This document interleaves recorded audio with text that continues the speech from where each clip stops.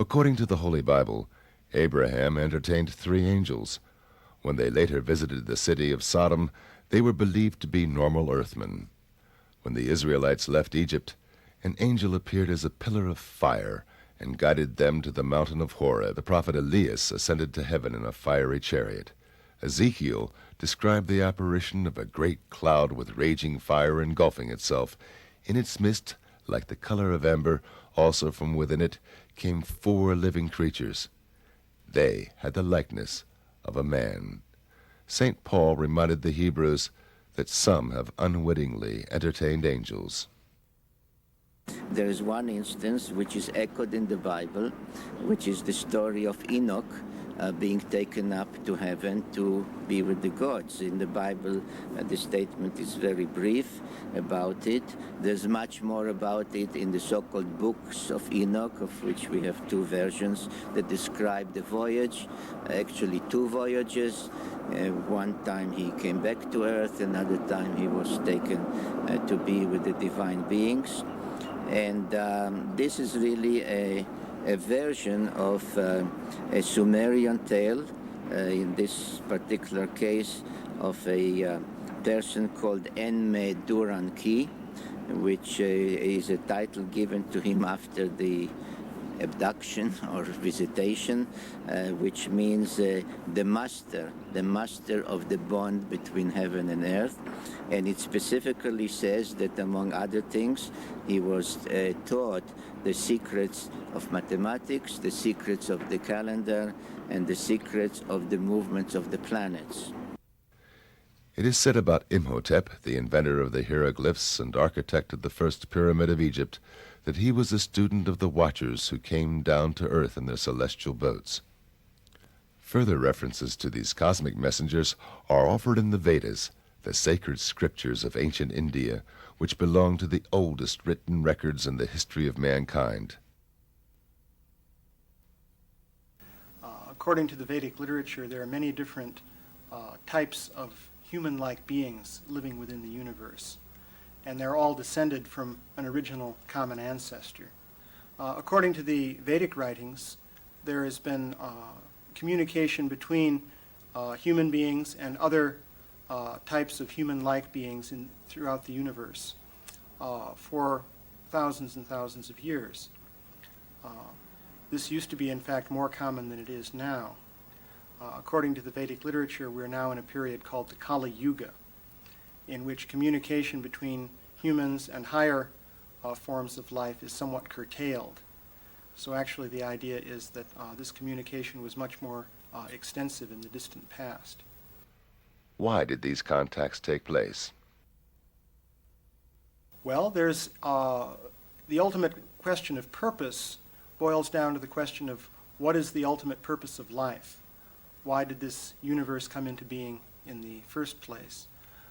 The basic concept that you have in the Vedic literature, starting in the middle basically of the explanation, is that you have living beings who have spirit souls. The soul is the essence of the being, who are in a state of ignorance.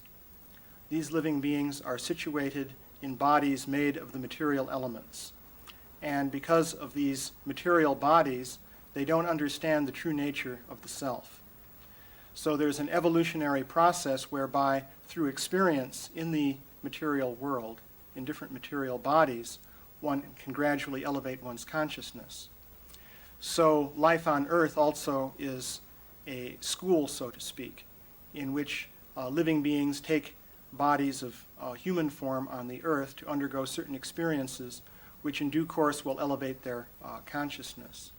So the purpose of communication from higher beings in the universe is to aid in this process, to give people instructions which will ultimately enable them to attain to a higher platform of consciousness. So the idea is that on the Earth, people are basically living in a state of ignorance, but from time to time, beings from the higher systems within the universe will come down to the Earth and transmit spiritual knowledge to the people here on the Earth. So in this way you have different religions developing. Of course, that's a very complex process because once knowledge is transmitted to this earth, then people begin to do things with that knowledge. And so you can have the development of different religious creeds and so on and so forth.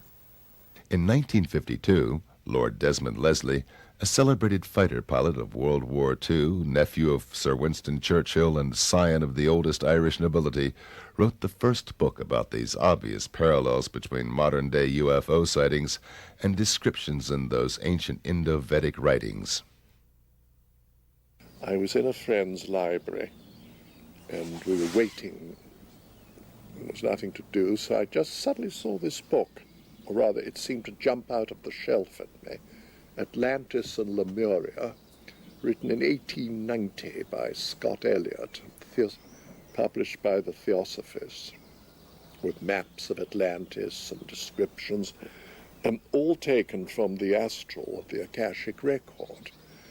And it was very exciting. The thing that interested me most was the description of their flying machines, which it said was circular and glowed in the dark and could move very quickly on this free energy. And they were called Vimanas. And that got me going. I said, now wait a minute, these sound so like these flying saucers we just heard about. Remember Captain, wasn't it Mantell, Rupert Mantell, the chap who first saw them and described them like flying saucers. So I decided I'd do a bit of research.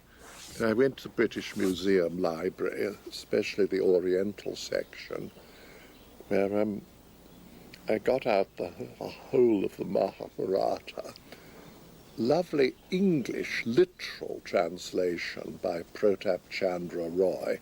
No florid, just straight literal. And each chapter luckily had a summary. You know, there are about 20 volumes, and I waded through and picked out everything about these Vimanas. I just couldn't believe it, that the ancients had had them and that they'd been in contact with space people. And it said by means of these wonderful craft, the star people can visit Earth and we can visit the stars. And then it described them in Tibet as like pearls in the sky. You couldn't have had. Well, then I read on, and there was things about wars in ancient India, and some of the weaponry they used, with able to make three-dimensional images of a false army. Hologram, surely. A thing called the Brahma weapon, which had the power of the universe, and a light of 1,000 suns, which Teller then quoted. You remember about the atom bomb. And it said that the survivors rushed and bathed and threw off their arms, but a few days later their hair fell out, their skin turned red, and they died of a horrible sickness. And the army was so burned, they were just like, even the elephants were shadows on the ground. That was Hiroshima, surely. So I said, you know, all this has happened before, whether it was a space war or war among the Atlanteans, I don't know. For one entire year, Lord Desmond searched in old libraries for references to ancient UFOs. Then he completed his book.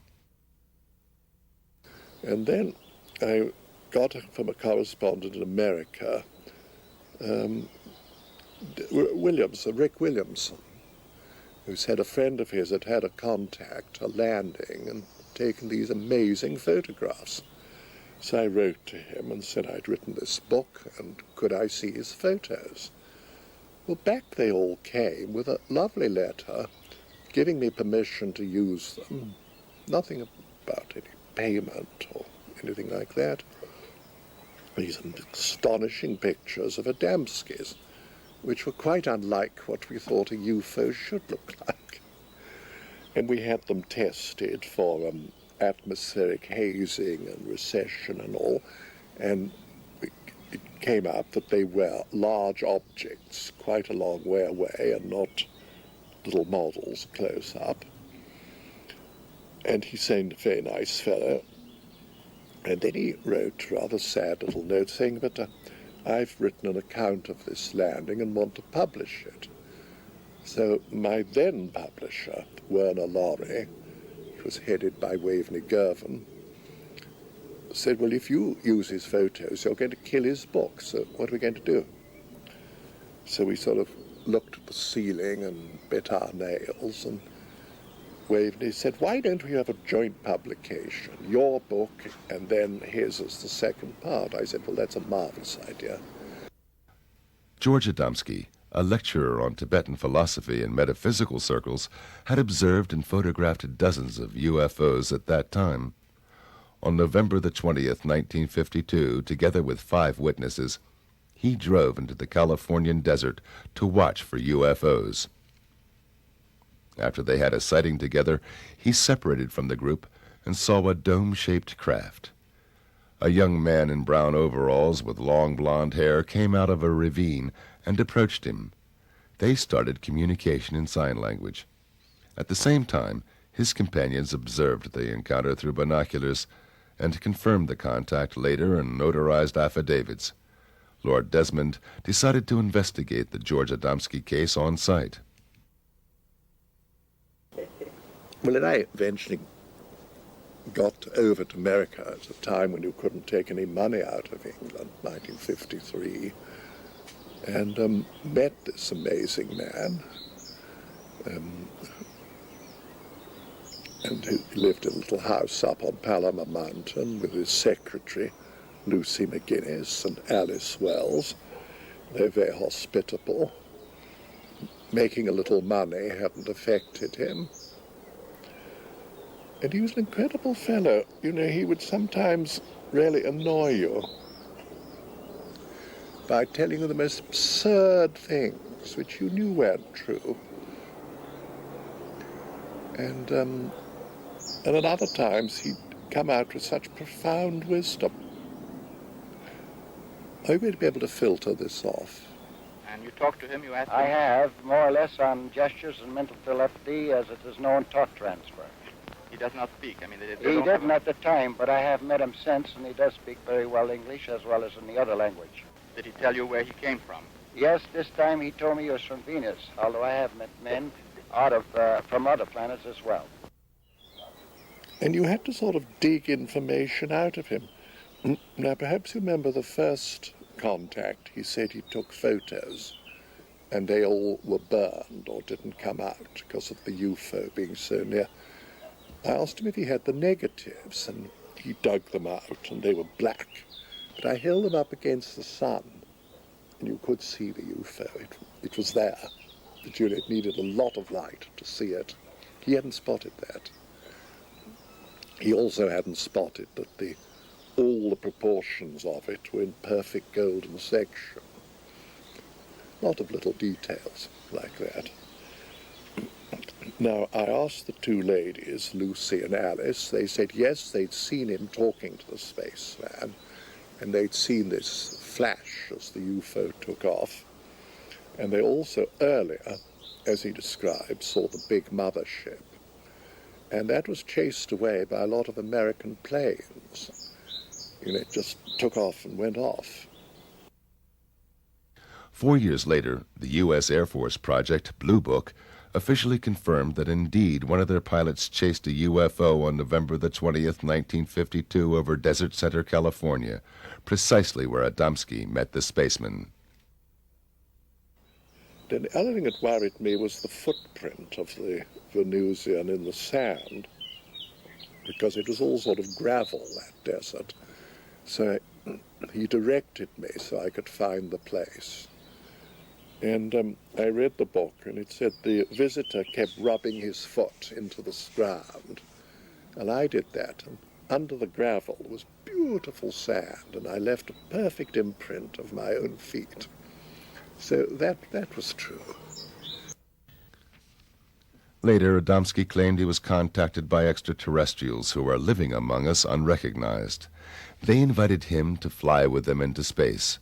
Aboard a huge cigar-shaped mothership, he had the opportunity to take a look into outer space and onto the moon. He wrote a second book about these experiences, Inside the Spaceships. Then he described to me a thing, mind you, this was 1953, 54, how he saw these fireflies in space out of the UFO window, which then, 1969, the first moon trip, you know, Glenn sees these fireflies in space, exactly like Adamski. He told me there were 3 asteroid belts. Well, I believe they found a second one somewhere beyond Neptune. And he said there's another beyond Pluto. We wait and see.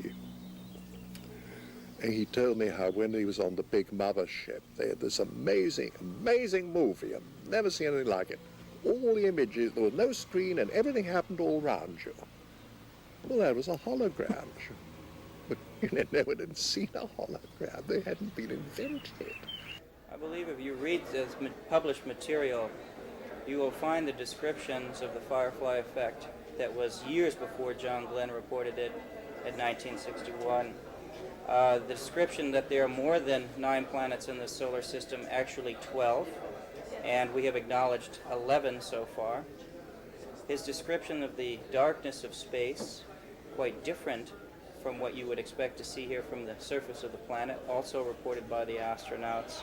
There are numerous accounts of what he has described from space, this atmospheric collection on the moon, and activity on the surface of the moon as far as fog, clouds, water. All these things were reported by George Adamski already in the 50s, way before we had a space program. And I believe that stands for itself. People can always criticize, but I've yet to see any substantial, tangible evidence that anybody's ever come up with. Indeed, official NASA photographs show clouds and water on the moon, although these are impossible according to science. These photos were presented by the Danish NATO exchange officer, Major Hans C. Petersen, in a lecture in Washington, D.C. in 1995. Whether I like it or not, I have to say that science is not telling the truth. I have in my possession pictures from the moon which, one, show smoke or vapor or something else racing from a crater. Now, to have smoke racing from a crater, you need an atmosphere. Otherwise, smoke cannot race. So, moon has an atmosphere. Some advanced scientists today agree and say that the moon have an atmosphere 65% or 64% of Earth's atmosphere. Well, then it can also hold water. In one of my pictures from the moon, which I have got from NASA, you see water on the moon in an artificial water reservoir. On the next picture, which is taken by Michael Collins on his second trip around the moon, where he photographed exactly the same area, probably because he also had seen this water reservoir. The water reservoir was gone, meaning that it was camouflaged, so that we could not prove that there was any water on the moon. On another picture from the moon, we see 2 tunnels very clearly, not just a hole in the cliffs, but a nicely square, artificial made hole into. And right in front of this tunnel, in the side, left side of the tunnel, there's a huge, thick pole or obelisk, or what you would call it, which is clearly artificial. And many, many, many other things. We see objects moving and leaving tracks behind. NASA call them stones rolling down the moon's surface, but if you look closer, investigate the picture closer, you can actually see on shadow and light that it is rolling up the moon's surface, and so on and so forth. So we know definitely that science is not telling the truth about our moon. So that the world today is actually living on one big lie about their own lives. Because the governments don't tell the truth they know about the visiting space people. We have got a wrong story about our planets, about our moon. So our science is built on wrong teachings, and so on and so forth. But where do the space people come from? From Mars and Venus, Adamski claimed. Impossible according to science, but still Introductory Space Sciences, a textbook of the United States Air Force Academy, claims it is possible that UFOs originate from, quote, the planets in our own solar system. It furthermore confirms that one of 4 observed groups of extraterrestrials, quote, appear to be essentially the same as Earthmen, and that contacts, quote, may have already taken place secretly. Do they have bases on our neighboring planets? We don't know. Lord Desmond Leslie has another explanation. Now, I told him at the time, I said, but surely your Venusians were etheric people and materialize because Venus is probably very hot. And he said, they were no goddamn spooks. I said, no, nor was resurrected Christ. You know, he was fully materialized, but I'm not talking. No, he wouldn't listen to that. He didn't want to confuse the issue. I think that was it. He just didn't want to confuse. Because I'm also certain that some of his trips were taken astrally, which, as St. Paul says, is so real you can't tell the difference. St. Paul says, whether I was in the body or out of the body, I know not. I think the most important thing I learned from George Adamski is that we on Earth are not all that unique in the universe. The universe is populated with persons like ourselves, people at various stages of development. There are billions and billions of planets, around billions and billions of suns, billions and billions of galaxies. We don't know any end to the universe. But George Adamski told me that it is reasonable to believe that there are people like ourselves on other planets. Now, if we think the conditions are inimical to human life on other planets, as for instance Venus, what do we know about higher dimensionality? So George revealed to me that there are vibrations above the vibrations that we are familiar with, the vibrations which permit tangibility, the matter of touch. I would compare it, and he compared it, as to the vibrations in light. We have a spectrum, for instance, ultraviolet on one side, infrared on the other, where the vibrations which we are familiar with in the center. There's also a spectrum of tangibility in the atom itself, and this is true all over the universe. And while we're familiar only with the vibrations which make the tangibility we're familiar with possible on Earth, he was aware that there are other invisible tangibilities and that contact may be made. This ties in with the whole religious history of angels, for instance, from other places, of demonic creatures from other places. The universe is so much more complex than we had any idea of.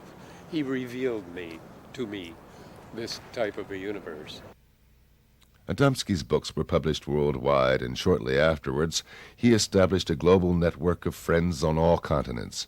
One of them was Major Hans Petersen of the Danish Air Force, who, after UFO observations on radar and conversations with American colleagues, became convinced that Earth is indeed visited by extraterrestrials. He organized a lecture for Adamski in Copenhagen and became convinced of the reality of his contacts. He was planning a world trip, and he asked me to organize the Europe part of it. And at that time he came to my country. Now, at the day of his arrival, my son, Lars, and I went to the local airport to meet him. And since I knew the airport well, we went to a point where we could overlook the whole airfield. And it was rather low weather. When the aircraft came out of the clouds, we saw that a flying saucer was just 20 or 30 meters behind it. And as soon as the aircraft was fully clear and ready to land, it went back up into the clouds. When I, 10 minutes later, met George, I said, there was a flying saucer following your aircraft for landing. He said, oh yes, the boys always follow me. And this he proved later on his trip through Europe. And we arranged a hotel for him in the outskirts at a small town which had a harbor. And we knew that nobody could disturb him because nobody would know that he would be staying there. When they came late afternoon or mid-afternoon and checked in, the receptionist said that there had been a young man calling for him. Everybody wondered, but George, he just smiled. Now he said, I would like to rest a little bit so you can come and pick me up again at 6 o'clock for this round trip. So they did. In this old-fashioned hotel, like in many other old-fashioned hotels, there were double doors to the rooms, one opening to the outside and one opening to the inside. So there's a space between the two doors. When the group came to pick up George, there was a letter laying between the two doors. And on the front side you could read the word Adamski. So he opened the letter and inside was a message saying, Adamski, do not go to Finland this time. Trouble for you, and signed with 6 words. He phoned me and said, I don't feel well of going to Finland because I got this warning. And I persuaded him to wait because it could be somebody who trying to make some fun out of it. Next morning early he called me again and he said, I met a spaceman this morning, a man from Venus, and he handed me a small parcel which he asked me to develop to the Pope in Rome. So I will definitely not go to Finland and I'll also not go to Germany. So please make arrangements. And I did. Meanwhile, our group in Copenhagen was a bit skeptical that a spaceman had been around in their environment. So they went to the harbor where there was an old fisherman who used to fish very early in the morning, and they found him and asked him if he had been fishing this morning, and he said yes, he had. And they asked him if anything special had happened, if he had talked to anybody, something like that. He said, no. Oh yes, he said, I talked to a funny American guy, but then there was a young man calling for him, so he left and I saw they were talking together. He came to London. He'd been to Rome lecturing, and he'd been on a European lecture tour where he met the Queen of Holland, and there was a frightful row and the students tried to disrupt it.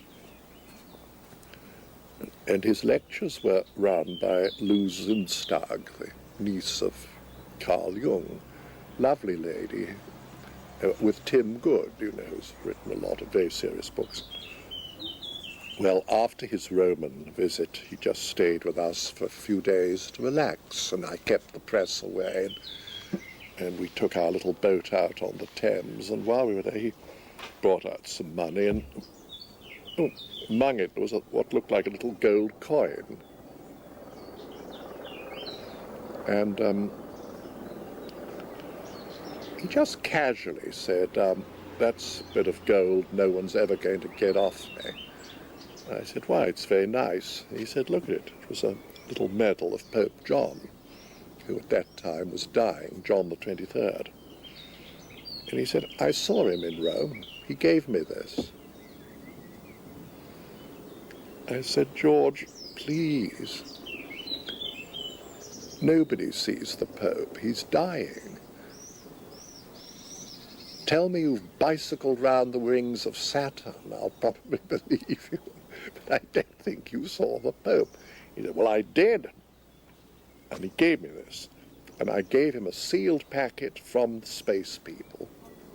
He sat up in bed, and I gave him this package. He said, oh, that's what I've been waiting and praying for.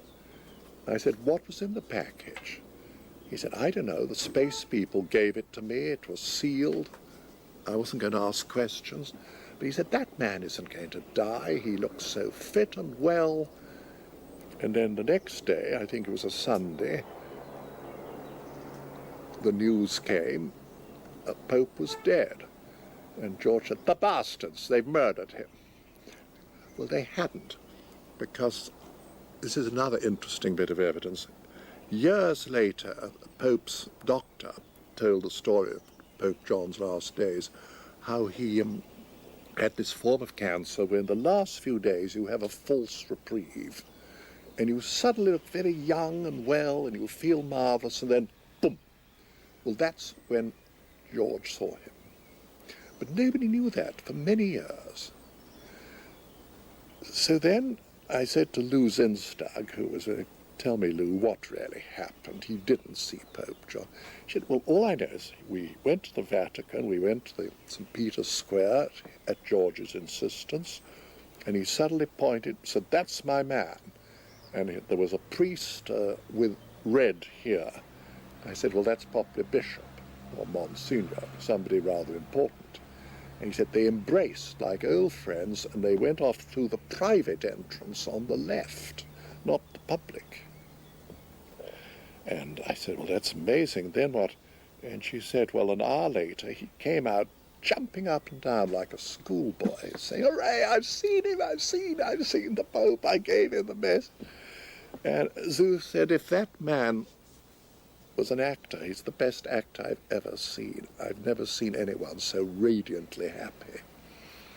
Now, interesting thing, he was with us several days before he mentioned it. You know, if it was a load of bull, he'd have probably said, look what the Pope gave me, I've seen the Pope, here's a medal. You know, not at all, he kept rather quiet about it. It just sort of came out. So I thought, well, I'm going to do one more test. I was at school with Basil Hume, now Cardinal Hume, in the same dormitory, and I even put Eno's fruit salts in his pot one night, and it fizzled when he peed. Anyway, we were good friends. And I asked him, I said, listen, Basil, this little gold medal of Pope John the 23rd, where can you buy it? Can you? Oh, no, not at all. You can't buy those, only the Pope will give you those. I told him Adamski'd got one. He said, well, he must have done something very special to get one of those. And you know, Papa Pacelli, Pius XII, had a contact in the Vatican gardens. He said he met two angels, well, okay, Venusians, and they told him there was a wonderful future ahead for our world. George Adamski's meetings with the Pope and the Queen of Holland were not his only encounters with the mighty ones of this earth. He visited the United Nations several times. Once I know for sure he was invited by U Thant, the General Secretary at that time, and he spent a full day in the United Nations, and as he said afterwards, I stayed there for one full day and I talked to a lot of people. George Adamski told me that he was able to enter any department of the government in Washington, and he showed me his ordnance pass, which enabled him to do this. I was very familiar with this type of a pass because I had worked for the United States Ordnance Department between the graduate work at the University of Rochester in the physics department and my work at Eastman Kodak Company. George was very good at keeping a secret. It was part of his integrity to be able to do so. He did this on both sides. If he had been told by the government not to speak about a thing, he did not. If he had been told by a spaceman not to speak about a thing, he did not. It was not easy. He said it this way, my heart is a graveyard of secrets. At another time, this will be to go too far to tell details about it, but he left Earth for some days for another planet. I was informed beforehand that he would leave the planet, and he called me right away after he came back and told me that he had to go to Washington on his arrival because he had a message to the president. But he said, I cannot tell you what this message is, but if you follow the political situation on Earth, you will, for yourself, be able to see what the message contains. In 1 year, you will see the result. And 1 year later, we had the Cuban crisis. And if you put your hand on your heart and tell the truth, you will probably know and acknowledge that if President Kennedy had not solved the Cuba crisis just the way he did, we would have had the Third World War. For in the final analysis, our most basic common link is that we all inhabit this small planet. We all breathe the same air. We all cherish our children's futures. And we are all mortal.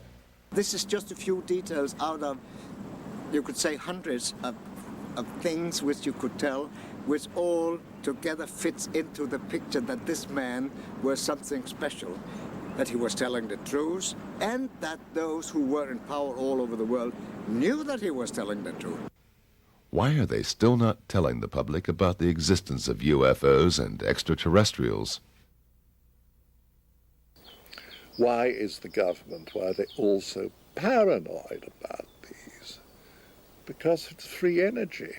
End of the oil monopoly, aviation as we know it, the automotive industry.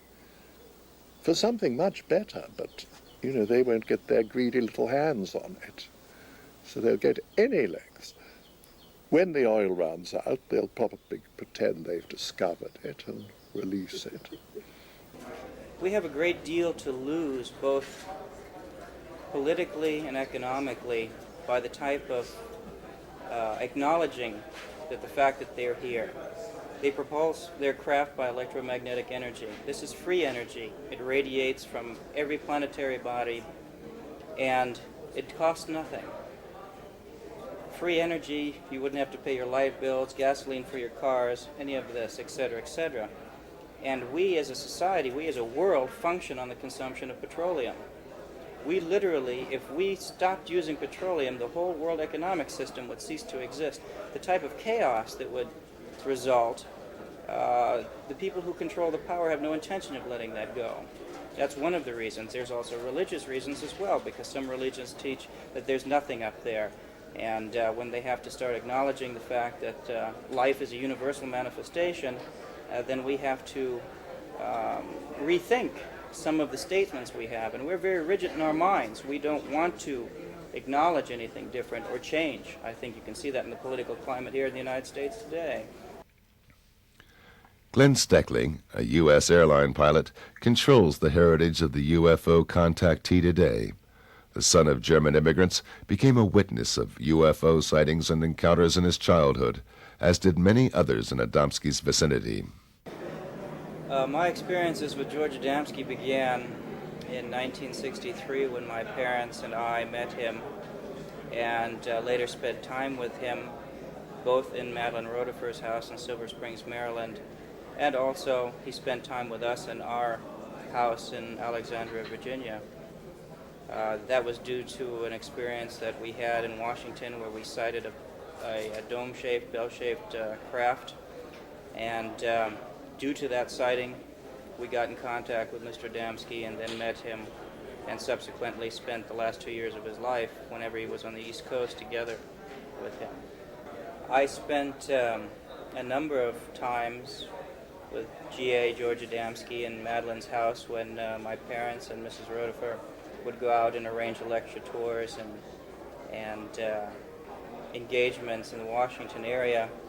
And so I have very vivid memories of Mr. Adamski and the sightings that we've had out at Silver Springs. Many others besides the Rotifer film, which was taken a month before his death. And the type of people he was associated with, yes. When we moved to Denver, Colorado, we contacted Mr. Adamski after having read the book Inside the Spaceship and asked him, we were about to move to Washington, D.C., and if he would come and lecture in the area because Bud would very much like to have him there. He immediately wrote us back and he said, funny, there's a lady in Washington, D.C. who asked me the same thing, so please get in contact with her. And so this is how we became friends with Mrs. Madeline Rotifer, and with her we experienced with Mr. Adamski many, many or were privileged many different experiences, such as seeing Scout Cubs, such as seeing, I can't even tell you how many Scout Cubs or Space Cubs we had seen over the years, because I don't think anybody would believe that. And then he went out to see that there was a Scout Cub very close to his window, because the very same thing happened to my husband and me some several years ago, shortly before he passed away. And we were sitting in the living room in the evening, and a feeling of great love came over us. Not a personal love, not an emotional love, a universal love. And with it came, the whole living room was lit up. And so we decided to go and take a look.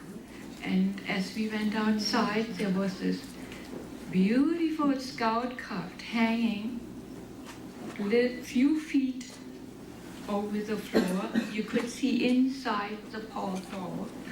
It was a most fantastic sight. And this feeling stood with us, I would say, for many, many weeks. The most spectacular incident took place on February 26, 1965, when a lady from this circle, U.S. government employee Madeline Rotifer, participated in a contact and was present when Adamski filmed an alien spaceship with her own camera at close range. We met him in March of 1964. I arranged a lecture at the Civic Center about 10 miles away at Rockville. And we became friends. I knew him only 1 year and 1 month, the last year of his life. And he visited from California here about 5 times in that last year of his life, just intermittent. He didn't stay at this house all that time. But on February 26th, approximately 8 o'clock in the morning, a space friend, contact of Mr. Adamski, came to this house. I was still asleep, but when I got up, Mr. Adamski told me that he had been told that we should get cameras ready for filming later in the day. And of course, I had never seen one so close before, or I didn't expect that they were going to come hovering that close in my yard. I would have rented a Polaroid or prepared with more cameras, but Mr. Adamski actually helped me put film in the little 8mm Bell and Howell movie camera. And he had film in his Kodak camera too. And we waited. Now, they did not tell him what time they were coming, but this was earlier in the morning, but this was middle of the afternoon, about 3:30, when we noticed them at a distance. And we were at the dining room window looking out, and they came in closer. And by the way, 3 more spacemen came and knocked at the door just before the incident. And Mr. Adamski went, and they told him they said, "Get your cameras ready, they're coming." Now that is how close he was associated with those people from other planets. And it's difficult to believe, but they looked just like American. One of them had brown hair, and one had dark hair, and one had slightly gray hair. And they parked in a car, I believe it was an Oldsmobile, but I don't know the year, down here at the street when they came, and then the spaceship came. And we went outside, but I had a broken leg. I had fallen the month before in my living room, and I was in a walking cast. And but I was able to walk around, but with a little limping difficulties, but I did get around. And but when we came out on the porch up here and started to film, he told me to film, and he was going to film. I said, "George, I can't do this. I'm too wobbly." And I had not had the camera but 2 months. My husband had given it to me for Christmas just 2 months before. So I handed him, he said, "Okay, I'll do it." So I gave him my camera, and he laid his down, and he filmed it then. I started, but I wasn't sure of myself, and I didn't want to miss it. So I gave the camera to him, and he finished filming it. But I was, humping around in the background and able to walk, of course. without too much difficulty with this cast on. But they only stayed about approximately 10 minutes. They did not land. They did not get out of the spacecraft, but there were glimpses of people through the round windows. And they maneuvered, they came in here. It was a low humming and a low swishing sound. And they came in, when they got close here, they came in very slowly. And it was round, and there were 3 of these, well, about this size, I guess, these landing gears underneath, and they were going like this, retracting in and out. And they told George later it was for stabilization. If they'd put all of them out, they would have had to land. And they kept one retracted all the time, and the other 2 were going in and out. But anyway, low swishing, low humming sound. And it wasn't real loud, but there was definitely a motor sound accompanied with it. And it was a blue, a brilliant royal, between a royal and a purple blue in color. It was a beautiful blue, and deeper blue than this. And it was round, and as it moved, it looked crooked, you know, and on the film it shows this slight distortion, and it looked, you know, lopsided and so on. But they were moving and putting on this performance for Mr. Adamski to back up, you know, his efforts to get the world leaders to tell the truth about the visitors from other planets.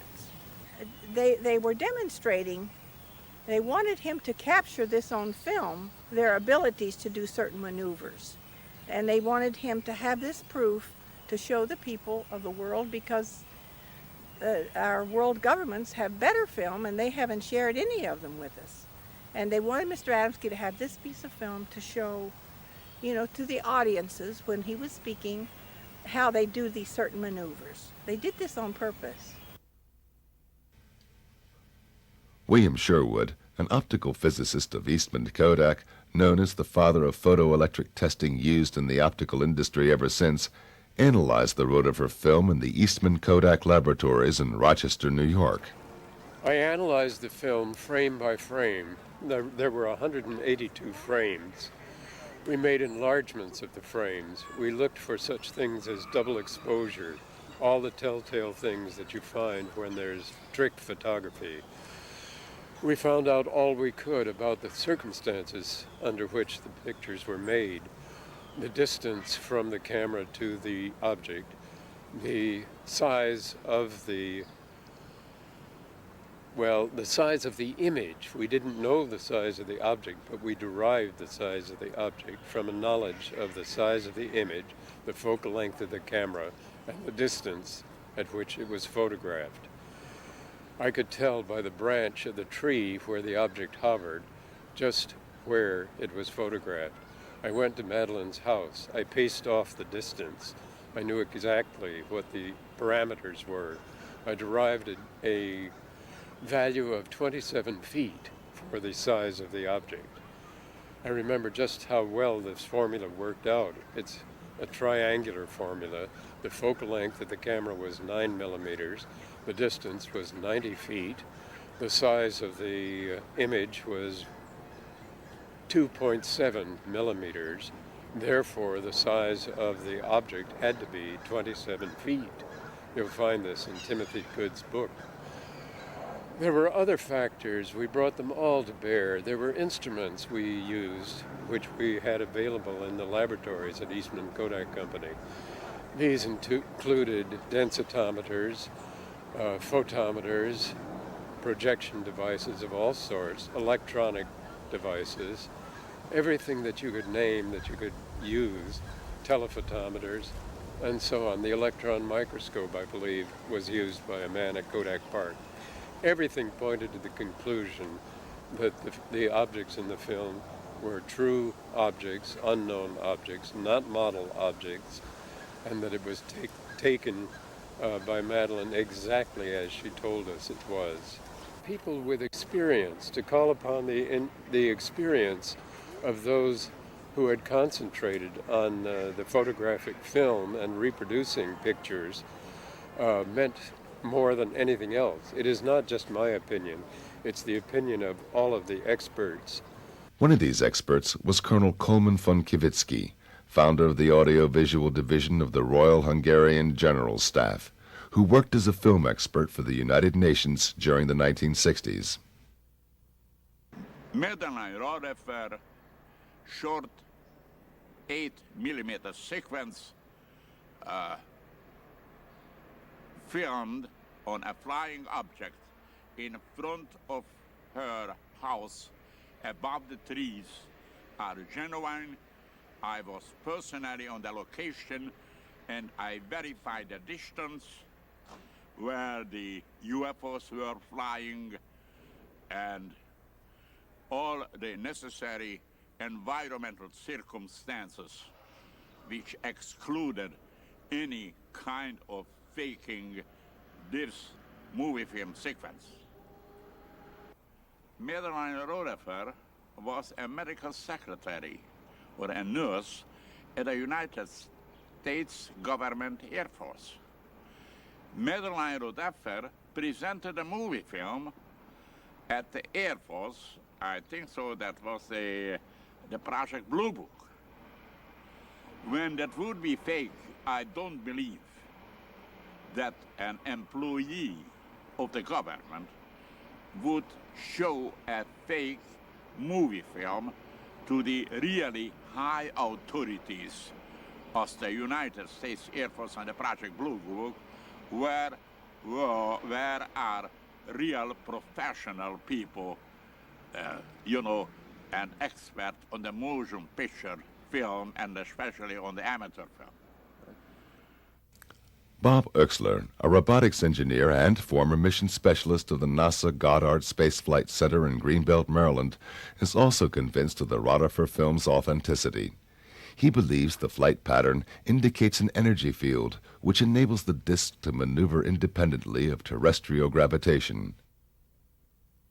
The individual images as they came up clearly showed something that you could not see with the naked eye in looking at the film or even looking at the individual prints under close scrutiny, and that there was a haze, if you will, a very tight haze, almost like a fuzzy outline around the craft itself on the image. Now, this, of course, compared to the trees that are visible in the film, which were crystal clear and very well in focus. In other words, you have a very sharp contrast.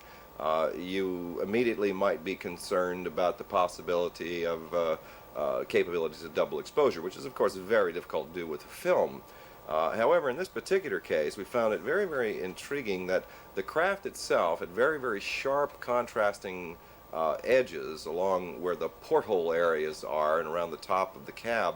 But especially in the bottom portion of the craft, we began to see that there was light emitting from the craft, but this was not a light such as a glow, like a reflection you'd get if somebody was projecting a light onto an object.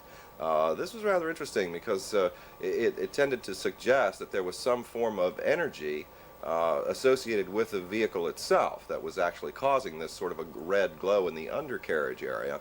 But that, along with the glow that we were getting, the sort of a haze, a very, very distinct fine haze around and very, very close to the craft itself through the images, suggested that there was an actual radiation effect.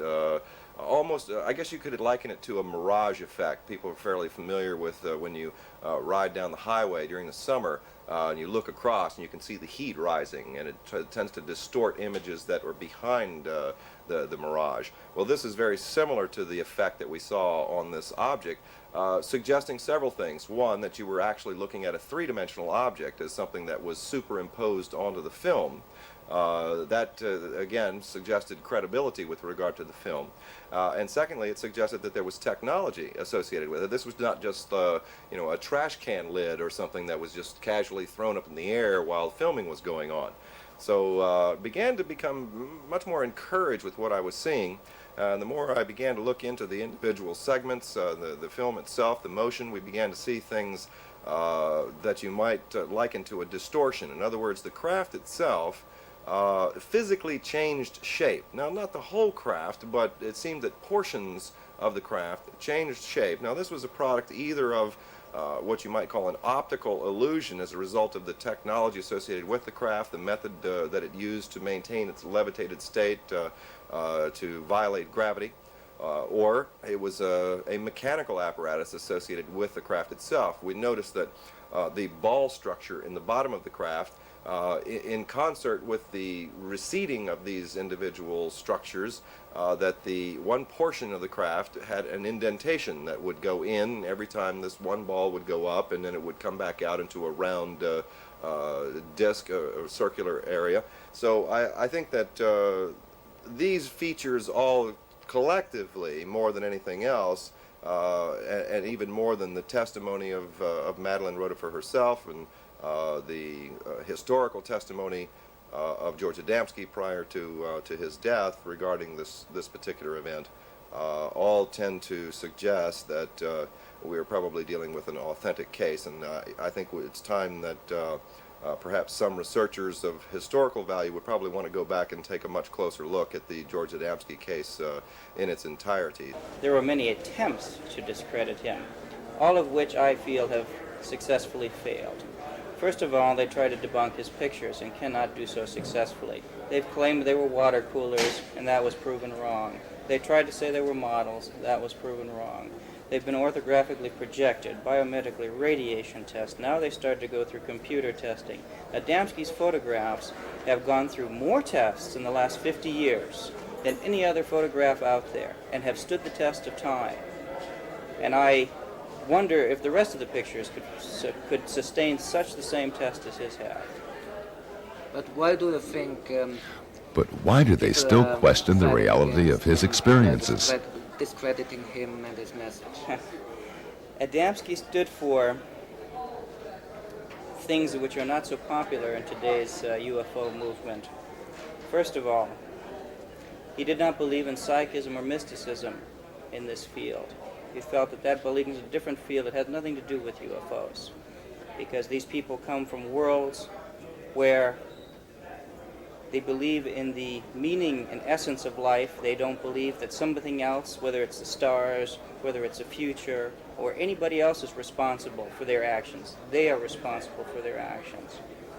And so this type of information is what people tend to attack on Adamski. And he was not attacked by the officials as vehemently as he is by the rest of the people in the UFO field, because they feel threatened by the type of information he gave them.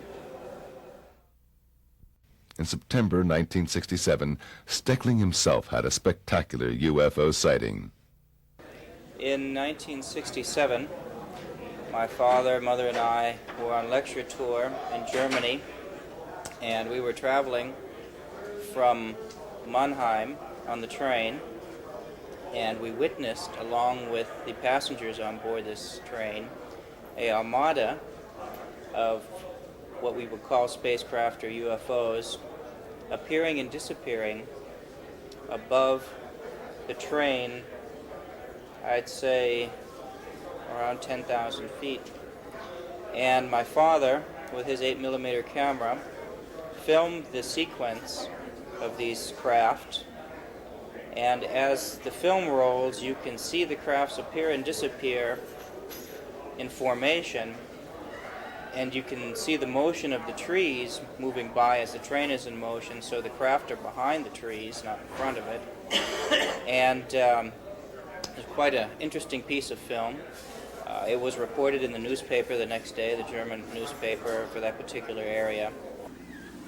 On our way back from Schifferstadt to Frankfurt, we were able to film a whole armada of spacecraft flying over, I would say, very close to and very near to the Frankfurt airport.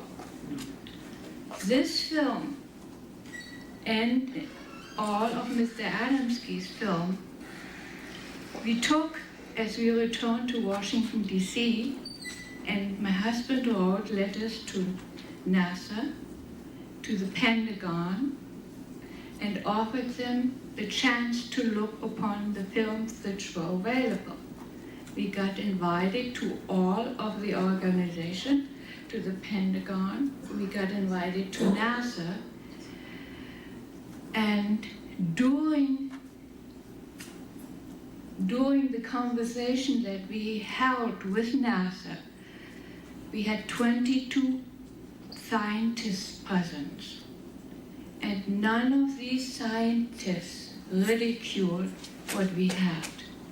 In fact, they were not even interested in the Scoutcraft because they told us the size of it, how they fly, and with what they fly. These are some of the films George Adamski took by himself.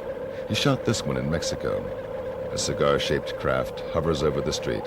Adamski took this film through the portal of a spaceship.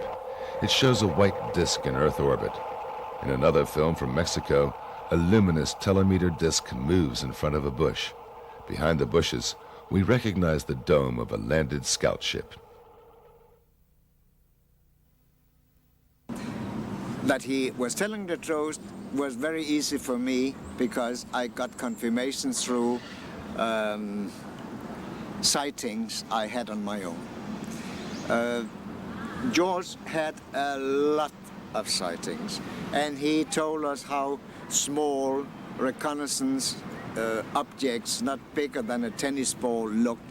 He told us that there were some even larger. He told us there was reconnaissance object with a crew, normally 3 normal-looking people and 2 robots. He told us there was big motherships who carried the flying saucers into the atmosphere before they released them. He told us about objects, underwater objects that could fly in space or dive. And he told us that they could dive into the water without any sign of disturbances on the water. Even if the water was completely still, it was diving just like on a trick film in a movie with behind a mirror or something like that. And over the years, I had many sightings where I saw these small reconnaissance objects. I saw the object with a crew. I saw a mothership, and I saw 2 landings and so on.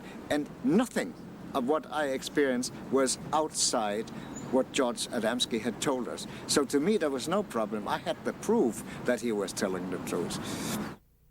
Adamski-type spaceships were observed and photographed all over the world. They have appeared over Japan and Mexico, South America and England, and in many other countries. In August of 1991, one witness was able to film a landed dome-shaped craft near Carp in Ontario, Canada. The small reconnaissance probes were photographed in Denmark and the U.S. from close range.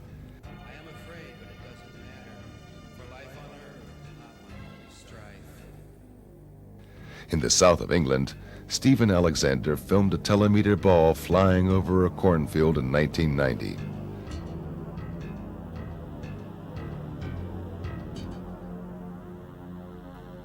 This spectacular footage was shot in June 1973 during one of the first flights of the Concorde.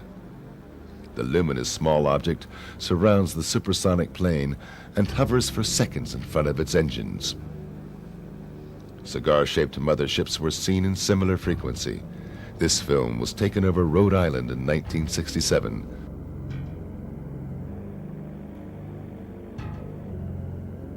This photo was taken over Texas in the same year, or over Lake Onega in Russia in 1978. These films were shot in 1980 over Hagen in the Ruhr area of Germany.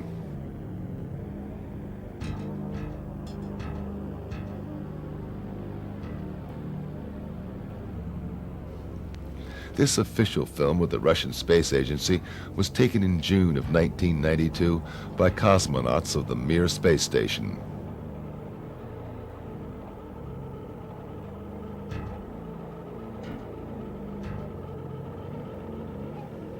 An identical object was photographed in June 1966 by U.S. astronaut McDivitt aboard Gemini 4. Hundreds of witnesses saw this cigar-shaped craft in April 1990 over Krasnodar in Russia.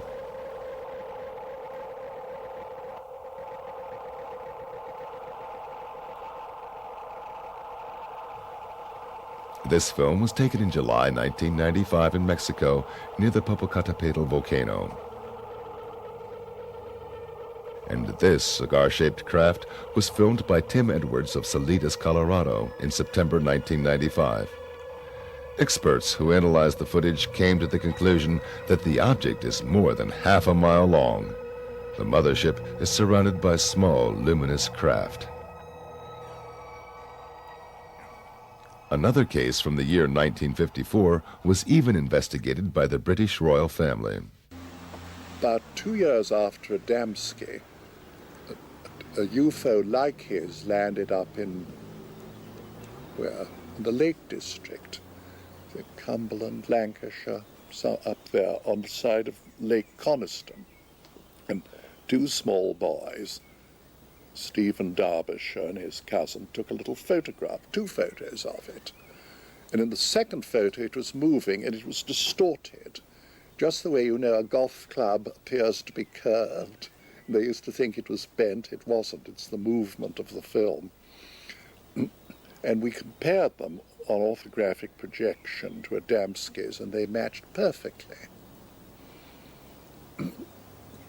So Prince Philip actually wanted to see them, and they were sent. I arranged it through the Queen's Secretary, Sir Boy Browning, who was a very nice man, and husband of Daphne du Maurier, who wrote Rebecca, and a great war hero. and they were taken, but the deal was no press, no inkling. And the press begged me. They even said, look, just nod and we'll give you £1,000. Well, I mean, today I suppose some arsehole would have sold the whole story, but in those days a deal was a deal. So they met him and they told their story. Finally, Lord Desmond encountered a spaceman by himself when Adamski visited England. He was going to lecture in Bath, and again he was staying with us. This was an earlier visit, not the one with the Pope, it was earlier. So I took him to Paddington Station, and the sequence of events is quite interesting. It was a very grey, dull, dark day, okay? The porter took his bags. I said, get this gentleman a first-class seat. Yes, sir. So we went. So the porter chose the seat, not us. We went into this first-class carriage with one other man sitting in it with this marvellous silver gold hair, beautiful blue suit, and dark Polaroids. Why wear dark Polaroids, on such a dark day? Apparently they don't like our light. And he radiated, I don't know what.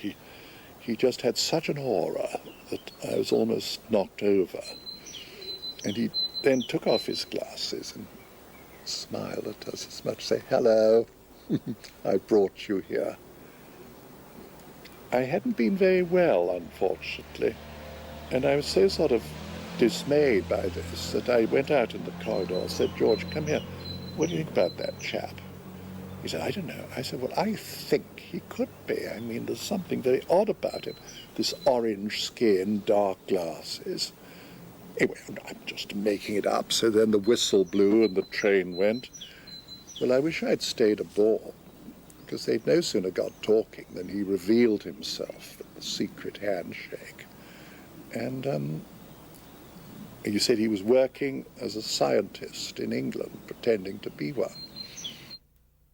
At that time is 1963, when he was here, he had told us that there were quite some living in Europe, and he said there were 15 living in the Scandinavian area.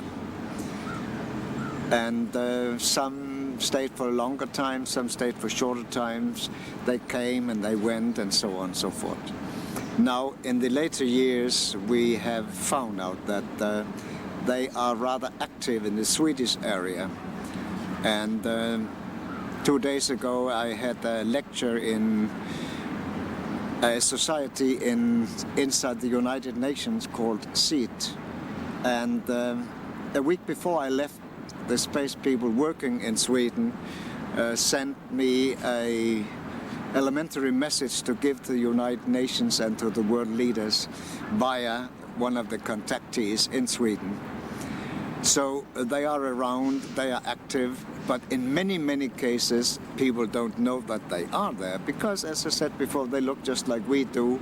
They fit into our society, they even work in our society. They are interested in and concerned in our development as a race, as a society, and the type of behaviors that we display, what we are doing to our planet, the destruction of the only place we have right now. We're not unlike they can go to different places. They're very concerned with that, and they bring a message of peace and understanding, purpose of life. It has nothing to do with fear, it has nothing to do with manipulation of the mind, nor the taking over of the world and this planet. I can assure you they have societies and much better places to live. They certainly wouldn't need this place.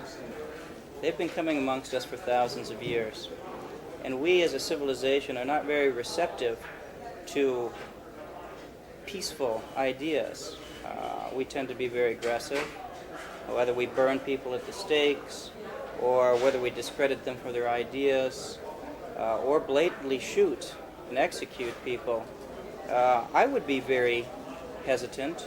I would be very cautious coming to this world because we're not very stable. And so they have decided to walk amongst us more in a Peace Corps type of situation and then help individuals or individual bodies with the type of information they bring. On April the 23rd, 1965, George Adamski passed away after a heart attack. He was buried in the Arlington National Cemetery in Washington, D.C., close to the grave of President John F. Kennedy. But in the hearts of his friends and followers, he is unforgotten to this day. They are convinced he was not just an ordinary person, but a man with a mission. The last thing he showed me, before he left, and that was the last time I saw him, he pulled up his thing and showed me his navel. He didn't have one. He had a starburst incised in his belly, the depth of my finger, cut into the flesh, deep, deep, deep channels. I said, how the hell did you get that? He said, I don't know, I was born with it, I've always had it. I said, well, who are you, George? He said, well, I don't know, but you see, I cannot remember anything before I was 4 years old, when my parents, who were Polish immigrants, came to America. And they told me, while they were waiting on the docks for the ship, with a little boy of 4, George Adamski, a mysterious man just came up and took him away. A few minutes later, brought him back again. But he was a different child. George was a person who was always receptive to this type of thought and the type of message that they brought. He already spoke of it in the 30s. He had a number of sightings already before the telescopic shots that he took in the late 40s. And why not George? You can say that of anyone. Why him and not the next one? And then why not the next one and not him? It was him, and I'm sure that they examined him by looking at his thinking and his reactions, and if he would be a good person to bring this forward. He was genuine. You could feel truth and genuine friendship. He was friendly, and he was not an actor of any kind, he just wasn't. He was sincere and honest, and you could feel the honesty and the warmth from him. And he was enthusiastic and very happy about this film, because this would help to silence some of the critics. And he was very happy about the film, and he definitely and he had a sense of humor. He definitely had a sense of humor. Otherwise, he wouldn't have been able to withstood all that barrage of questions from some people for hours and hours on end, and sometimes it got a little argumentative too. But he definitely said, no, none of this. He said, I'm telling you the facts, and I'm sharing them with you, and he says it's up to you to believe it or not, but he said it is important that the people of Earth know that these people are here, and they've been coming for hundreds and thousands of years, but now, because we're about to go into space, that's what they told him, and also that we're having difficulty with atmosphere here on Earth because of pollution that would continually get worse. And remember, this was 1965, and it has occurred too. We have many problems, as you all know, with thick and thicker pollution. George Adamski was not the only contactee. Shortly after he went public, others followed and claimed that they had similar experiences. Some of them were charlatans and cultists who spread messages of salvation and tried to deceive the gullible with cheap fake films or discredited the true contactees. But others had genuine experiences. The American rocket technician Daniel Fry claimed he witnessed a UFO landing near the White Sands Proving Grounds in New Mexico. He was invited aboard and received a message for mankind. The most significant experience that I had is probably the finding out of the major purpose for this invasion, so to speak, was to keep this planet alive, that we're approaching an area of controversy which could result in the displacement of all humanity, because we had learned how to do that without learning how to get along with each other. Later, Fry shot some films of unknown flying objects. Contactees and UFO enthusiasts met regularly at the giant rock in the Californian desert, at the site where contactee George von Tassel claimed to have met space people, and where he later built, allegedly under their instruction, the Integraton, a generator to reactivate human cells and to charge them with cosmic energy, as claimed by von Tassel.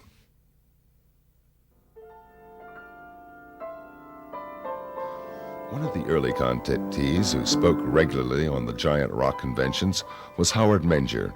Menger presented what many UFO enthusiasts had long waited for: physical evidence and a message of deepness and beauty.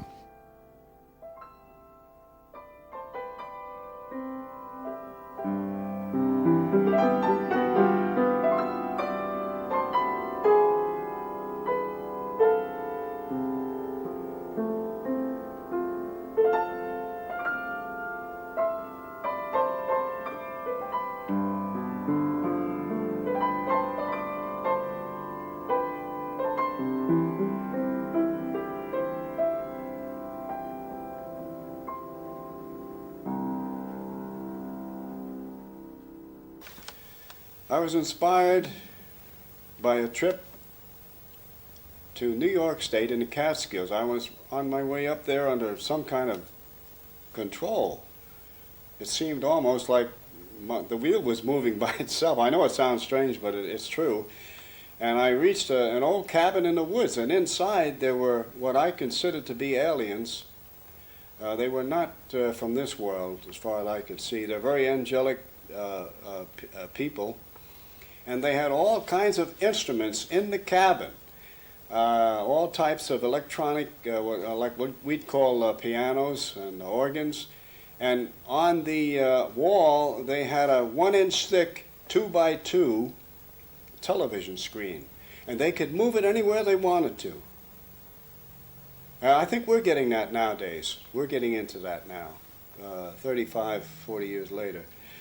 But I went in there and they showed me the instruments, the musical instruments, and I expressed the wish that I wished I could play the piano. And they said, well, maybe we can help you. I don't know what they did, but I could sit down after that visit to the cabin, after meeting these wonderful people, and I could play anything by ear. I think it all began when I was very young, approximately 10 years old, in the early 30s, when I went up into the woods, as I often did, and saw a beautiful lady on a rock with a stream going by. And I was really surprised because first I thought it was one of the farm people because there were farms nearby. But this woman wasn't dressed in a farm outfit. She was dressed in beautiful flowing gown. And she had long blonde hair and gold-colored eyes. And she seemed to be waiting for me as though she knew I'd be there.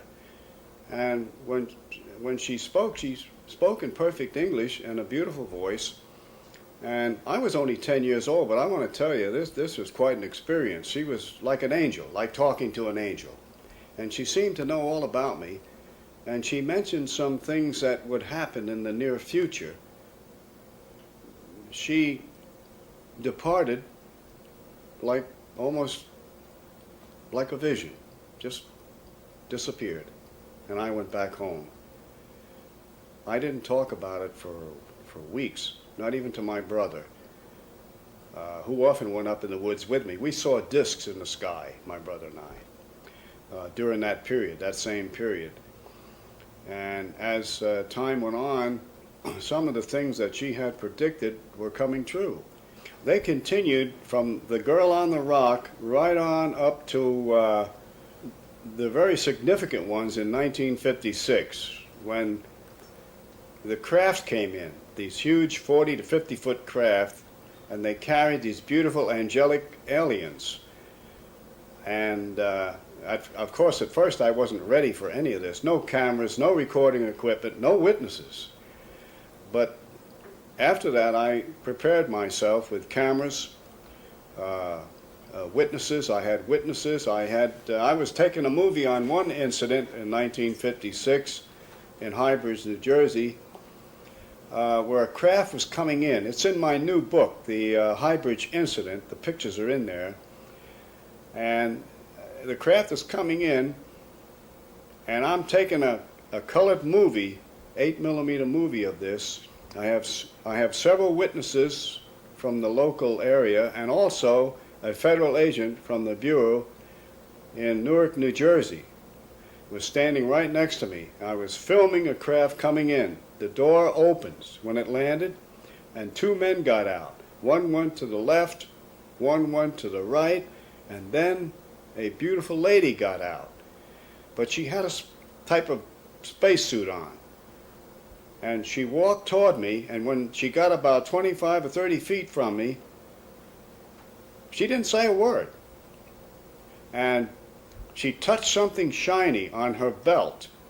And that shiny thing got bigger and bigger and bigger and finally enveloped her whole body to where I could see her body as a light form. And then it disappeared. And I was really surprised. I yelled back at the craft. I said, "Where did she go? Where is she?" And they yelled back in perfect Oxford English, "She's here with us in the ship." So evidently their technology has taken them into some type of teleportation, which we haven't approached that yet. Our scientists have not approached that yet, that I know of. And so evidently they have mastered time, motion, and energy in some way.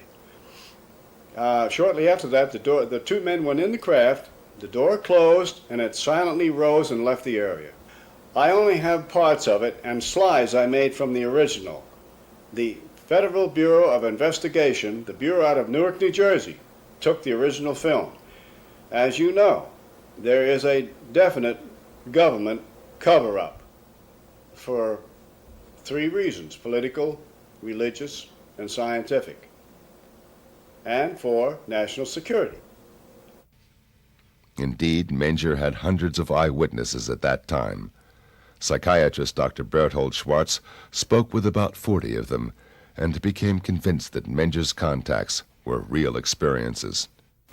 Well, living in northern New Jersey, where I practiced medicine for many years, I used to hear years ago on the radio Howard Menger on the Long John Neville show. And I was quite interested, to put it mildly. How could someone make these statements and make all these claims and these other things going on. Then, of course, reading about it in the papers. And my patients would ask questions, people across the board, straight Americans.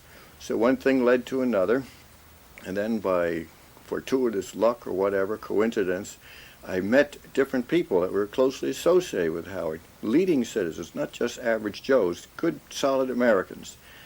And they had quite a story to tell me. So the ball of yarn started to unroll, and I became more and more involved in who this man is, where he's coming from, how do you explain these things. One man himself was quite a well-known inventor. He knew Howard's family. Another one was a leading reporter for the highest circulation paper in northern New Jersey, who happened to be a classmate of my roommate at Dartmouth College years ago. So I had a contact there. The fellow opened up. He did a whole series of stories, and he said, I don't know this thing, but Howard is truthful. He's telling it as it is. The story never changes. It's the same way. And in that town of Washington, New Jersey, I interviewed this high school principal. At that time, I interviewed a blind lady, but a very refined woman of some note locally. And she told me quite a story with another teacher, a physician. Oh, gosh, you name it. Another fellow lived in the south part where they have all the hunting, and he kept on the moon potatoes that Howard had, so-called, the specimen he picked up wherever he was, out in space, who knows. But these people swore by him. They told some extraordinary stories. What did those eyewitnesses see? What did they describe? Well, I remember once, of course, the craft or whatever they are, the lights in the sky and the landings in the field, the great sociological, psychosocial significance of thousands of people present. And again, through synchronicity or luck, I had this patient whose father happened to be in the state police of New Jersey, so they wouldn't, as a physician, they're usually most courteous to me, occupationally perhaps. I went in and they opened the door and they said, we cannot explain this, we do not understand it, but yes, this is on the level, these strange things happen. And matter of fact, you couldn't shut them up, they had to go on and on. So, quite a story.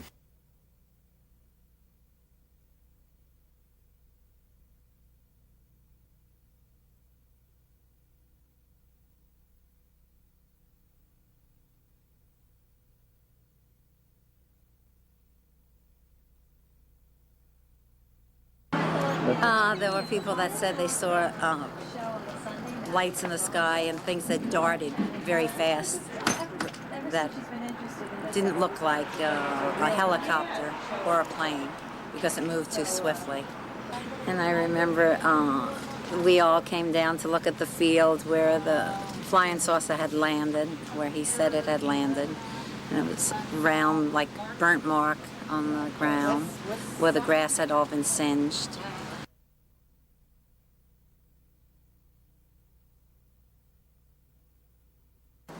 And in the 1950s, a young high school boy came to me and said this man was taking them up in the wood and showing them lights that glowed. And he told them the lights came from flying saucers, from men who were landing regularly in a place called High Bridge, New Jersey. It's about 10 miles from here, from Washington, where we are now.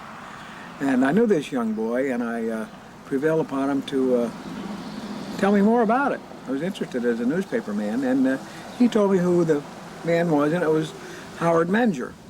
At that time, Howard Menger was a sign painter in a sign painting shop just about 2 blocks from this house, up around the corner. And I knew Howard, knew his wife, knew his children, knew his family, and as a reporter, I thought, I have to find out more about this.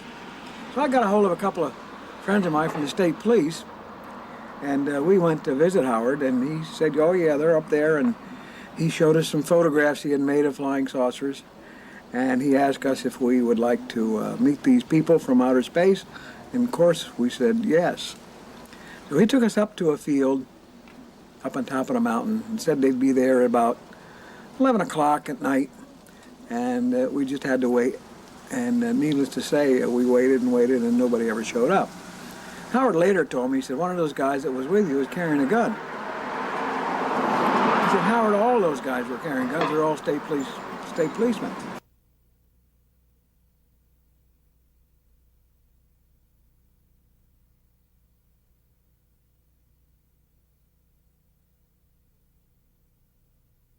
one evening, he advised me that there would be a sighting he believed, so I took a girl I was dating at the time, whose name was Dorothy, and a friend who worked for my father. His name was Richard Barry, and he was repairing televisions for my father. He was a student, I think, of Princeton at the time.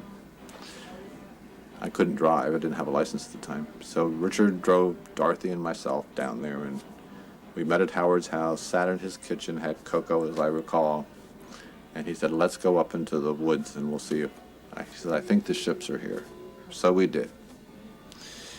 And it was Howard, his wife Rose, his sister-in-law Mary, who I think was single at the time, myself, Dorothy, and Mr. Barry. So, and we broke up into groups. Howard and two of the women went one way, and myself and Mr. Barry and Dorothy went another way. And we walked down this wood trail, and we did see these pulsating lights in a ravine, kind of hovering on the ground, and these were believed to be he said they were scout ships. And they seemed to be translucent. Like you could see through them, and they seemed to have brighter cores inside, like a light bulb would do, or a vacuum tube would do. And they would change colors. They'd be pink, and then they'd be green, and then they'd be white, and whatever. And they just kind of seemed to hover over the ground. One of them did seem to put out a little light, which kind of went round us, I think, and then went back in again. And we were awestruck.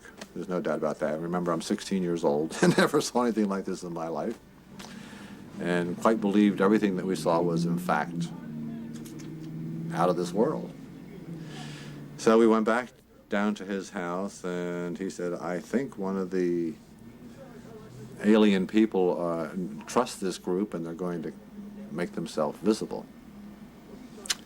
So we went out and stood in his backyard, and in a lawn area, and it goes up to a hillside. It was in meadows, and within a short period of time, Howard says, look, here comes one now. And there was this kind of ghosty apparition of a human figure which kind of floated across the meadow.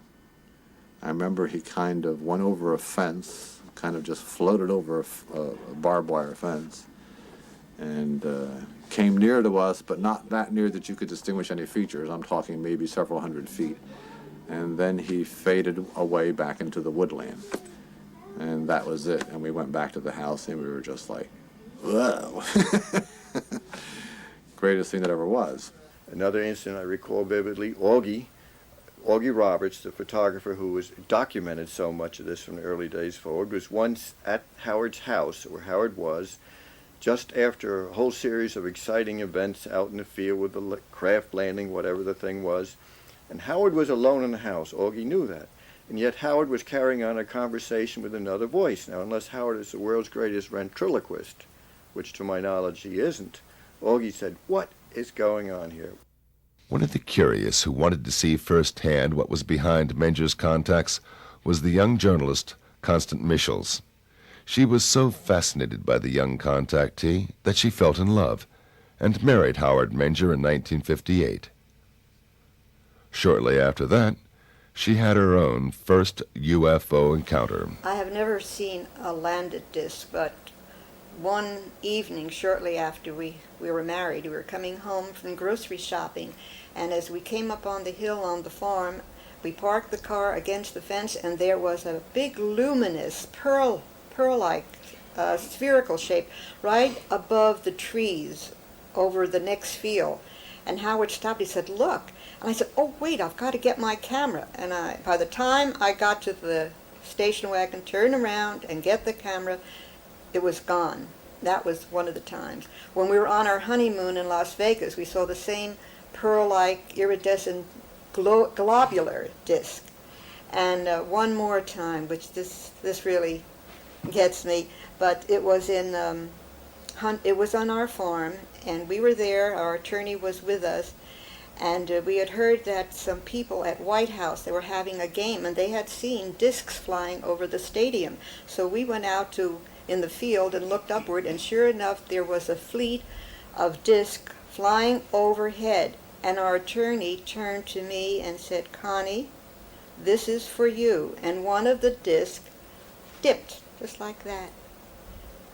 And that was that day, or that week, I became cognizant of the fact that I was pregnant. I was with child, our first child. Howard Menger is a truthful person who's had some extraordinary experiences, and as I think he says himself, he cannot explain them, he doesn't understand them. My impression of Howard Menger was that he was a man who most people would like. He was quiet, he was calm, he appeared to be a very thoughtful man. He would seldom give out with a fast answer. He would consider his words and his answers to every question you would ask him. He was a kind man. He was a kind of a person that you'd like to have as a neighbor. He minded his own business. He was on the quiet side.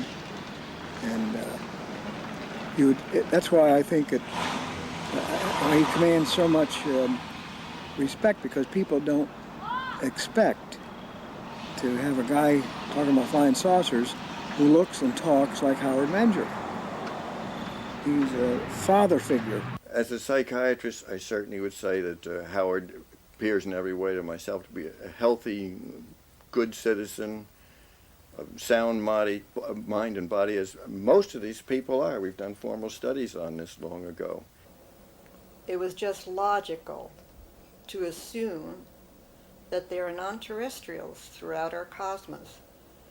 And if they are coming now, as they have come in the past, why could not this young man, who had a good business, who had a family life, who was well known in his community, was well respected, why should he go through all this trouble to get ridiculed and harassed and lose a lot of his business? And for what purpose? It certainly wasn't for money. We lost heavily trying to get this message across.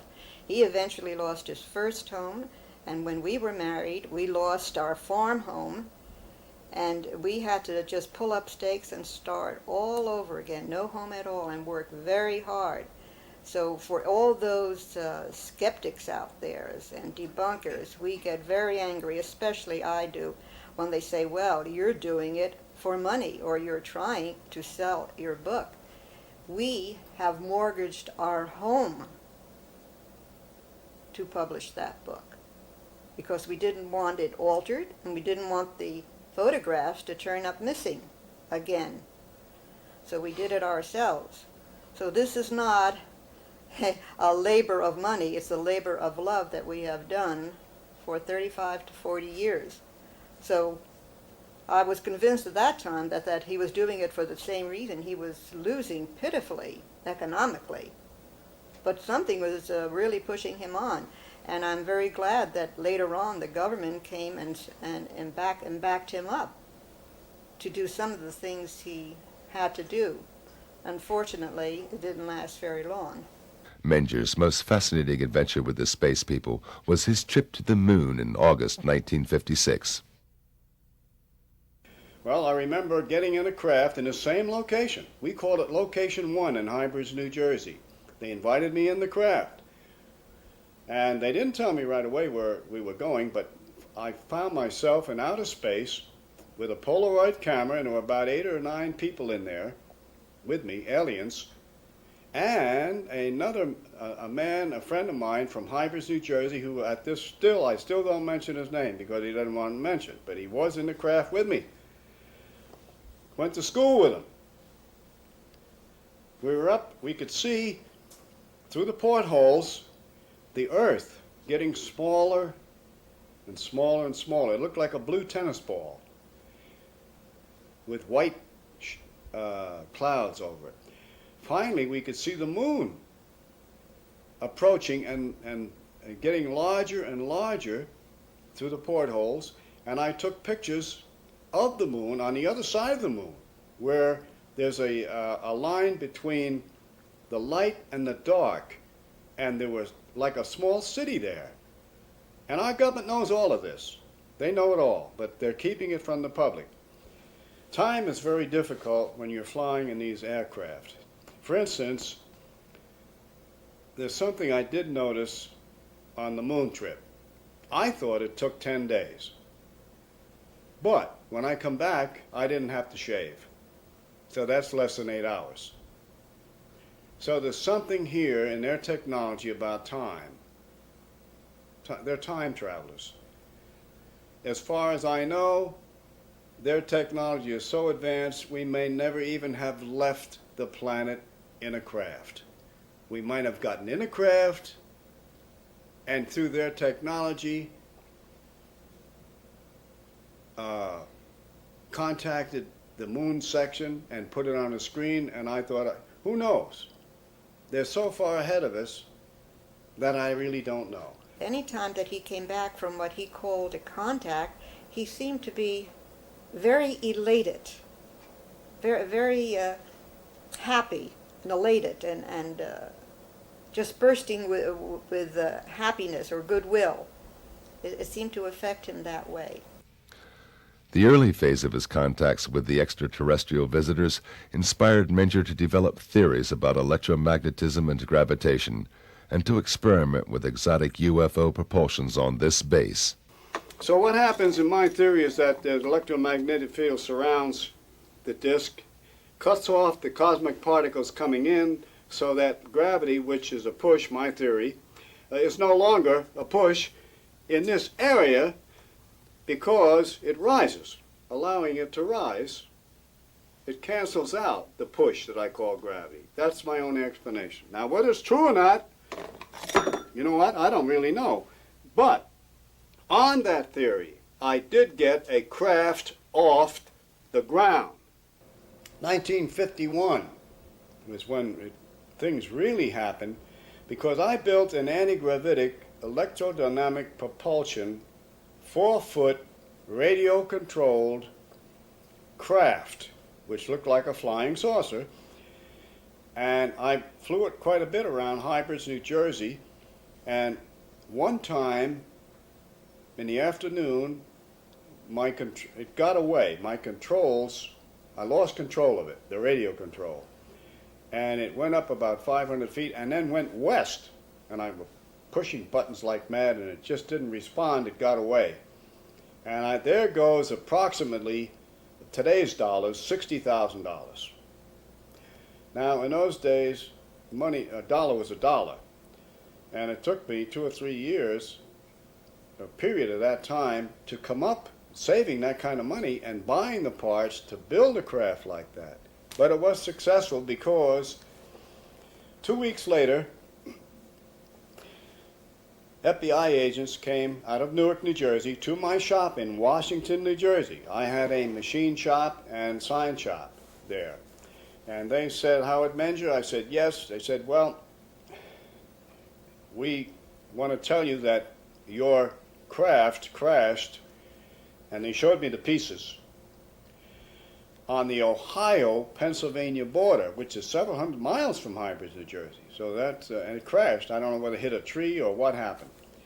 And they traced me from the parts. I bought these parts in electronic shops and hardware stores on Route 22 in New Jersey. And they went to these stores and traced it down. And they're very good at this. And they came right to my shop and said, stop, don't do it again, keep quiet. You will be visited by some representatives from the Pentagon.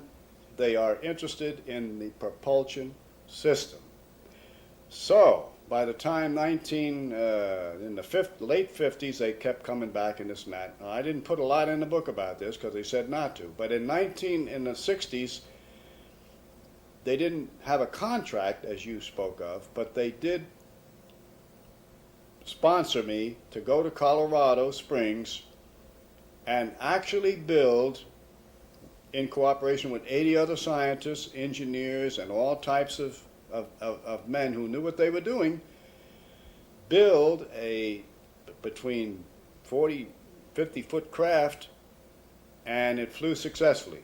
And we were shushed up, none of us could talk, and it was a wonderful experience, all paid for by the government. I have a picture of a Mercedes-Benz that the government paid for me to travel back and forth,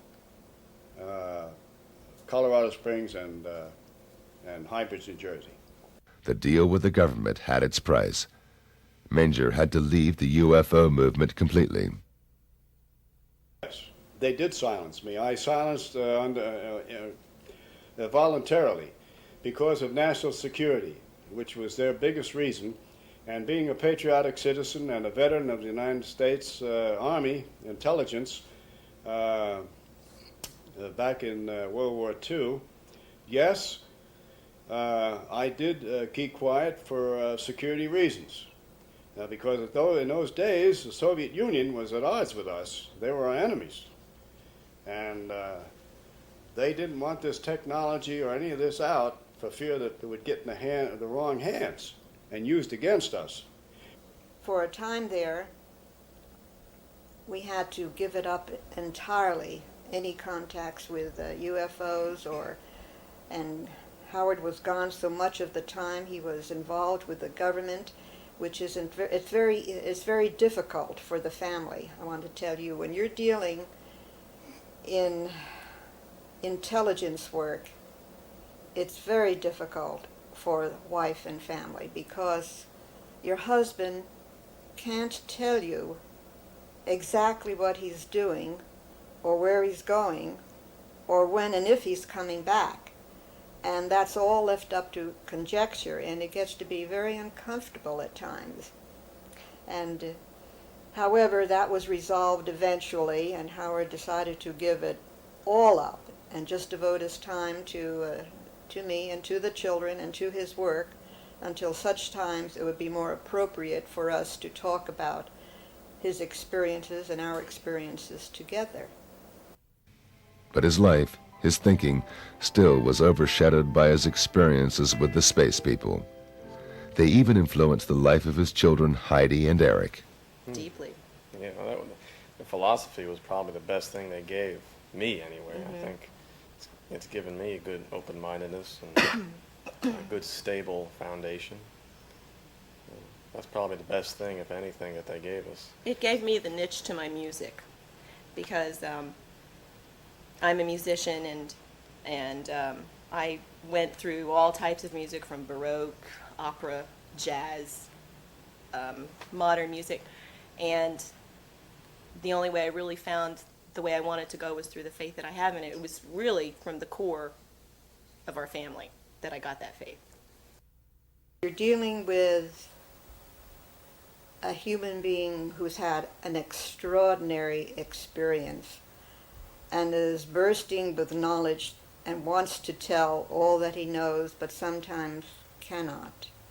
And it leaks out over the years, and persistent questioning, and going over the events very carefully, trying to remember what I call parables that the non-terrestrials told him, trying to figure it out ourselves, what they meant, what the knowledge was, and realizing that it was we who had to do the searching and find out what it all meant, that we were not going to be given a textbook for aliens. We had to figure it out ourselves.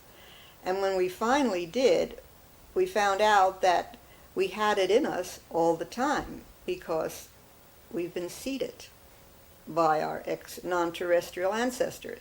So it was there. It just had to be probed, which means that we didn't lead an average, normal, everyday life. Although we did this to maintain family, our minds were always probing and always interested in reaching into that exciting field of non-terrestrials and what it really meant to us as humankind, because there's more to us than one can ever imagine.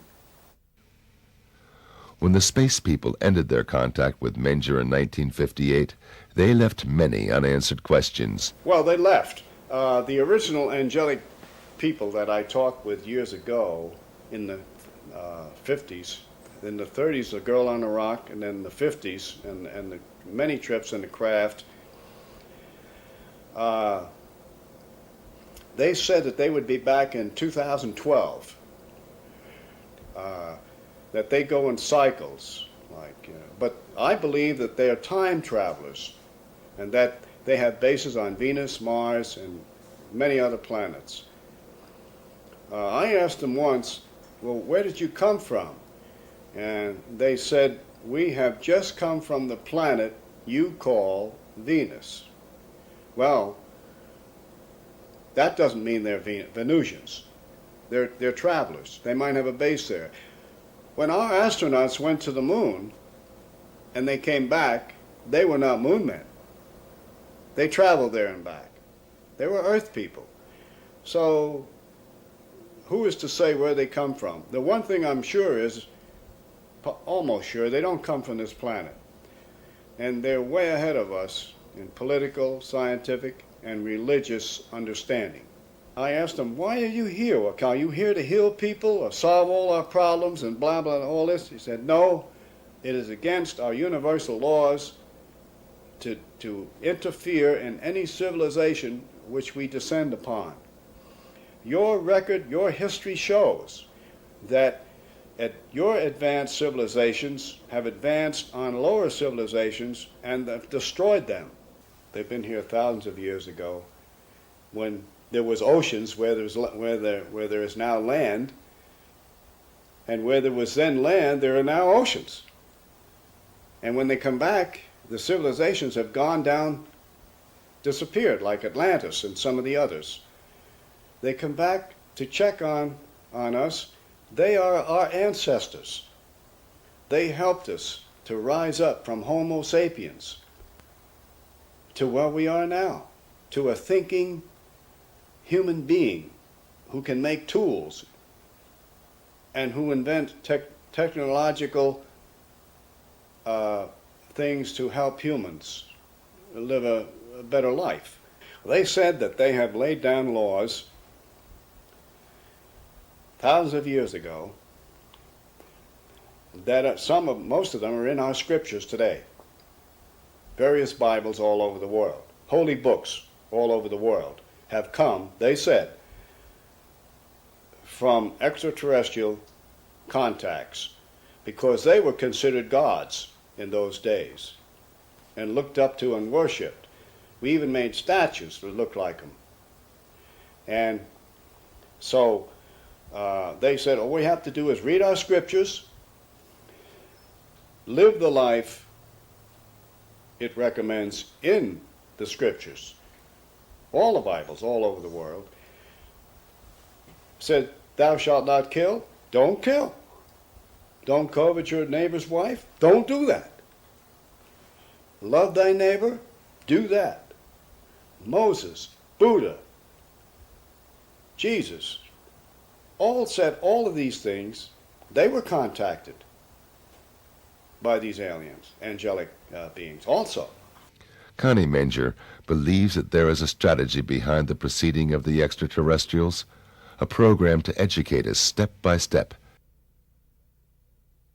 The alien receptiveness program is to gradually make us aware of our birthright, but it has to be a very slow process, and the memory of who we are and what we are is locked in our mythology, it's locked in our ancient scriptures, it's locked in ancient books, it's all over the world. If you will collate the information, you will see the pattern emerge. However, we have to go very slowly because the memory of that has been obliterated from most of humankind. And as a matter of fact, we may have been a quarantined planet for a long stretch of time. And now that we are being monitored again, and some of the brain cells that they so graciously gave us are beginning to expand, and they are beginning to recognize, at least a lot of us are beginning to recognize, we belong to a galactic family. Now what is our purpose? Our purpose is to inform as many people as possible and give some scientific background to that, to show them that there is a possibility that we are not alone and that we come from a very different heritage other than anthropoid. As a matter of fact, we're children of the stars, but we've come through an evolutionary process because that's nature's way of producing better forms for better life expressions. They leak information out either by direct isolated contact cases and or holographic means to get the message out slowly so that the mind has a chance to adjust. There is a mental adjustment that needs to be done. And that needs to be done first on a slow scale, and then as it accelerates, it will become worldwide. And that's where the consciousness upliftment comes in. That if once they know that there is others out there, and they're very much like us, and that's why they're sending those entities that look most like us, and are probably very close to us biologically, as I said before, because they're our family.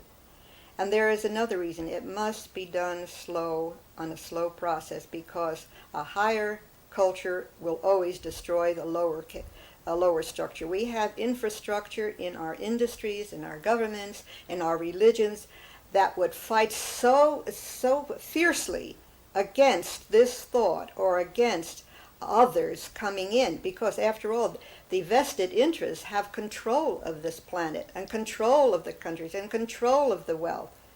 They don't want to have to deal with this on a hostile level. It has to be done slowly, and it has to be changing the mental set first. It's one reason they're here is for a spiritual reason, to develop us more on a spiritual level. Technology is advancing quicker and going further ahead than our spirituality, and that's very dangerous.